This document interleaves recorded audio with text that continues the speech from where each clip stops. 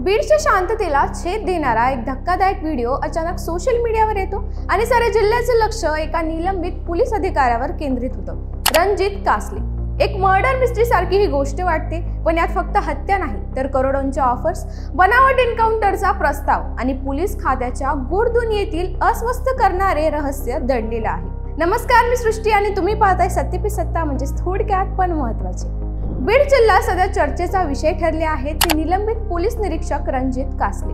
त्यांनी सोशल मीडियावर पोस्ट केलेल्या एका व्हिडिओमुळे एकच खळबळ उडाली आहे। व्हिडिओमध्ये कासले यांनी दावा केला की वाल्मिक कराड या आरोपीच्या बनावट एन्काउंटरसाठी त्यांना 5 कोटी, 10 कोटी आणि अगदी 50 कोटी रुपयापर्यंतची ऑफर देण्यात आली होती। त्यांचा हा खुलासा केवळ धक्कादायक नव्हे तर पोलीस दलातील नैतिकतेबाबत गंभीर प्रश्न निर्माण करणारा ठरला आहे।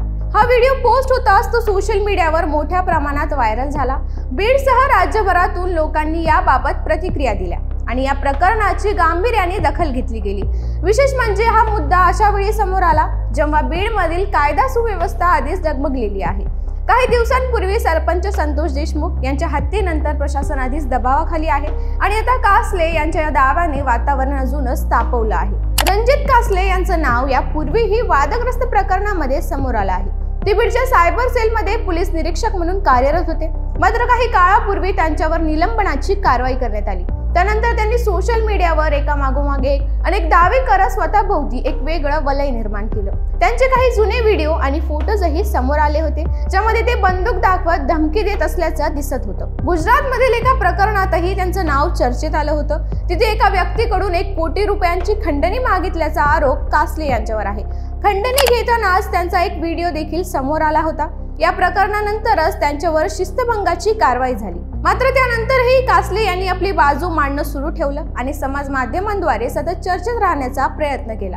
आता त्यांनी केलेल्या एन्काउंटर बाबतचा दावा नव्या चर्चा पेटवत आहे। त्यांचा दावा आहे की काही लोकांनी त्यांच्याकडे विशेष मोहिमेअंतर्गत एन्काउंटर करण्याची मागणी केली होती आणि त्यासाठी प्रचंड मोठी रक्कमही देऊ केली होती, पण त्यांनी ती ऑफर स्वीकारली नाही असं सांगत त्यांनी एक प्रकारे स्वतःची प्रतिमा लोकांसमोर प्रामाणिक अधिकाऱ्याच्या स्वरूपात उभी करण्याचा प्रयत्न केला।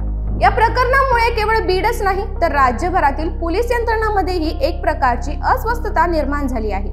जर खरोखरच बनावट एन्काउंटरसाठी कोट्यवधींचे ऑफर जात असतील तर हा मुद्दा गंभीरपणे तपासण्याची गरज आहे, असा सूर काही सामाजिक कार्यकर्त्यांकडून उमटतोय। कासले यांच्या व्हिडिओवर आणि आरोपांवर अजूनही अधिकृत प्रतिक्रिया आलेली नसली तरीही यामुळे राज्य सरकार आणि पोलीस विभागाची एक नवी कसोटी लागली आहे। एकीकडे कायदा आणि सुव्यवस्थेच्या प्रश्नांनी प्रशासन अडचणीत आहे आणि दुसरीकडे पोलीस खात्याच्या विश्वसनीयतेवरच प्रश्नचिन्ह निर्माण होत आहे। या संदर्भातील घडामोडीसाठी पाहत राहा सत्य पे सत्ता, म्हणजे थोडक्यात पण महत्त्वाचे, आणि आमच्या चॅनलला सबस्क्राईब करायला विसरू नका।